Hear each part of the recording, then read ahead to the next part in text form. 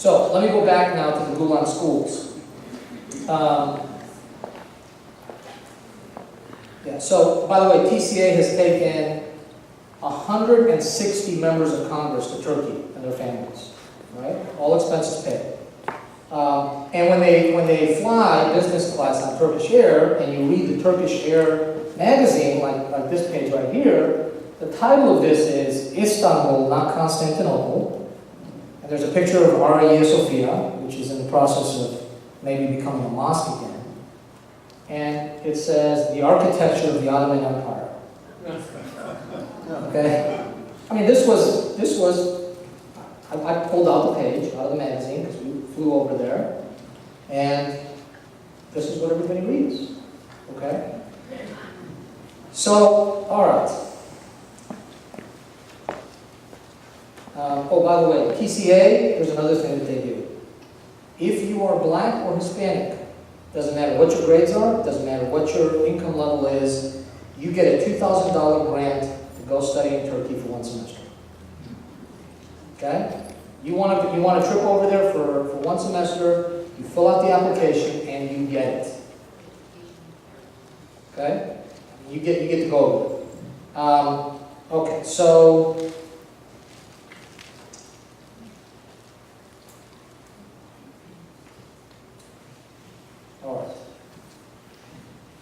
and they're doing this not just at the, like I said, they're doing this not just at the federal level, but I'll bet dollars to donuts. You have 10 Gulen schools in your state here.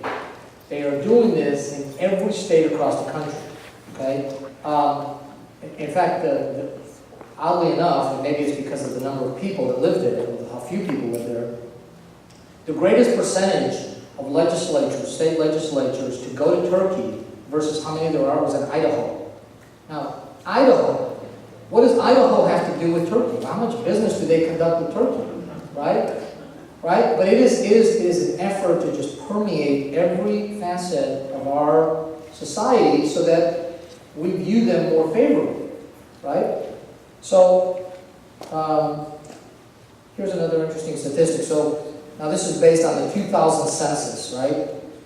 We have 2.8 million people in this country who identify themselves of Greek heritage. 300,000 Turks. So we literally are 10 times bigger than them. Okay? In terms of the number of folks that we have here that identify themselves either with Hellenism or with being Greek Orthodox. Right? And but the lobbying effort on the part of Turkey is unbelievable. There's an organization called ProPublica, and Turkey has more contacts with members of Congress than any other foreign government. They are at it, it's constant and it's vigilant. All right, now back to Gulen. So Time Magazine names him one of the 100 most influential people. Now, two things that I think help clarify some of the items in the 60 Minutes piece. And there are some things in there that are not completely accurate, right?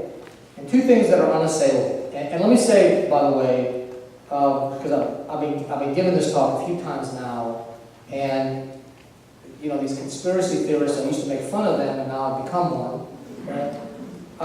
And I'll just tell you, I'm left of center, right?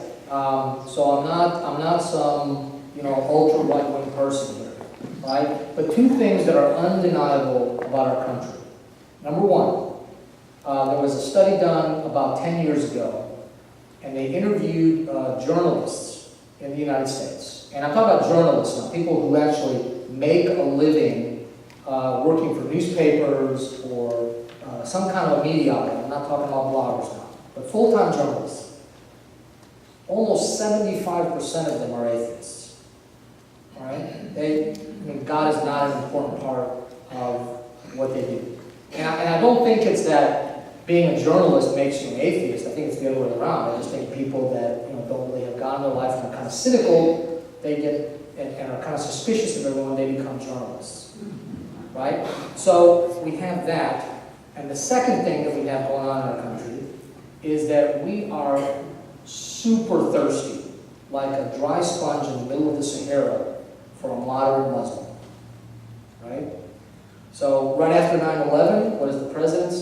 that Islam is a religion of peace, right? And that these extremists that Father was talking about are outliers. And frankly, I have to tell you, I think that what is going on with this Gulen movement, where they are bringing thousands of our children over to Turkey for these festivals where they're performing, some of these are religious songs, that is much more dangerous than the extremists. And the reason it's more dangerous is because the extremists, if you see a terrorist, you're going to run away, right? This guy is inviting, and you actually want to go towards him because he says all the right things, he's very patient, very careful. They do not teach Islam in the schools. I mean, let me be clear about that. They do not teach Islam in the schools. But when you participate in the Turkish Olympics, which you are very much encouraged to do, and you learn Turkish, and you go over there, and you hear this imam address the audience almost like a Baptist revival, it's hard not to be sympathetic with them. And so when you start having tens of thousands of children growing up being sympathetic to this, then it makes it that much easier to get concessions at the highest levels in terms of advancing Islamic causes. Okay? And that's just a fact. I mean, that is what he tried to do overtly in Central Asia, and he failed. And he's now doing it covertly here in the United States. And it's much more dangerous here because we are paying for it. We are paying for it with our tax dollars. When you write your property tax bill at the end of the year, okay, maybe you should write a little verse out of the Quran on it or something, because we are paying for this guy to open up these charter schools. You have 5 years ago or 6 years ago there were none in Florida. There's now 10. You've got 2 more coming, right? We had 1 in Texas 10 years ago. We now have 45. Right? And let me tell you, these schools, their test scores off the charts, man, off the charts. It is. They take these inner city kids, and their test scores just rock it up. They rock it up. Now, there is some controversy about whether they manipulate some of these, but for the most part, I will tell you, okay, they change the trajectory of the lives of many inner city kids, right? And the benefit that they get is they expose these. I mean, if you walk into these schools, the one thing you notice 2 things. Number one, the principal is always a Turkish man. Okay? Now, if you look at the statistics nationally about what the percentage of principals are in our public schools, you would expect, what would you guess the numbers? 50-50, right? That's pretty close to what it is nationally. In the Gulen schools, 98% of the principals are Turkish men. And it's the principal who dictates the policy of the school, right? And these are not Turkish American men. These are Turkish men who are here on these visas. Okay, so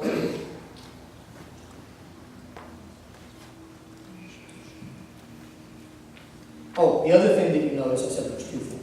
The other things that you notice is that the design inside and the kind of architecture inside, you kind of feel like you're in an Ottoman structure.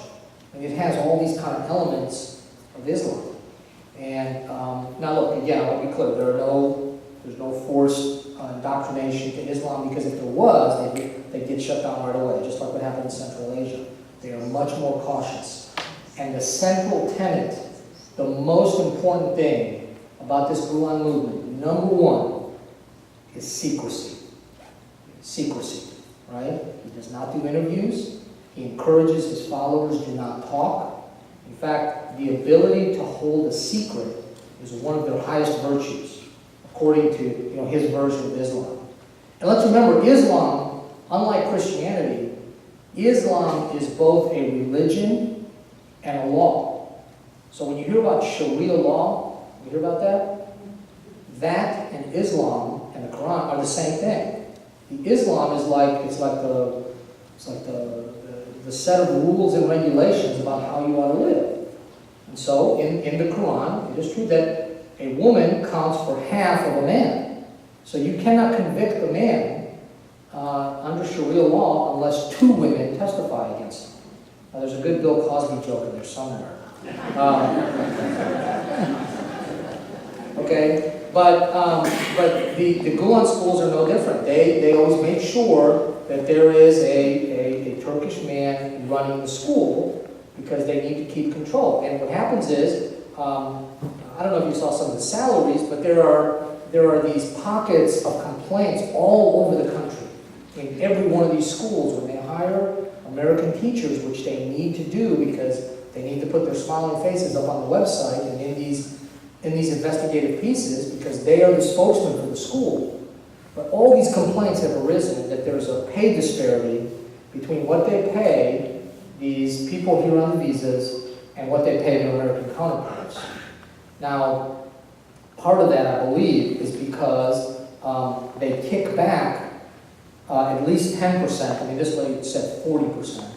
But the most common thing is 10% goes back to the Gulen movement, okay?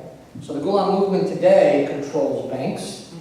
The largest newspaper, I saw on the computer here,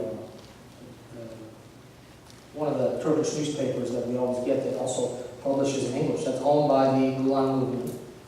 They own insurance companies. Gulen is estimated is worth today $25 billion. Okay? That is the net worth of his empire. And on the charter schools in the United States today, with how many there are, at the school board level, coast to coast, we are spending $400 million a year of taxpayer money for these schools. Now, if you kick back 10%, because again, the school boards don't care as long as you meet the budget, and you build a school, and you buy the textbooks, and they take the standardized tests, they're not going to micromanage you like they would a public school. They don't really care about how you slice it and dice it. If you kick back 10%, that's $40 million a year that is going back to advance the Gulen movement. $40 million a year, tax-free on that. Okay. Yeah, actually, the number in 2015, the number of schools in the U.S. is going to be 158. 158. There's over 1,000 all over the world. All right. This is interesting. So the Gulen movement actually started in Smyrna, which you want to talk about murdering innocents and murdering, women and children that we just saw on this trash that they put out is where one of the great massacres happened at the turn of the last century. All right. So.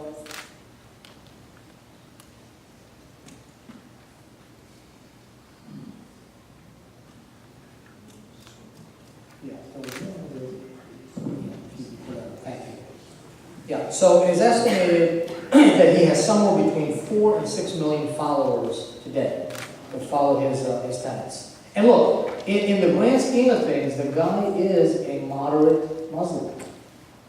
But he's still a Muslim. And he still follows Sharia law, right?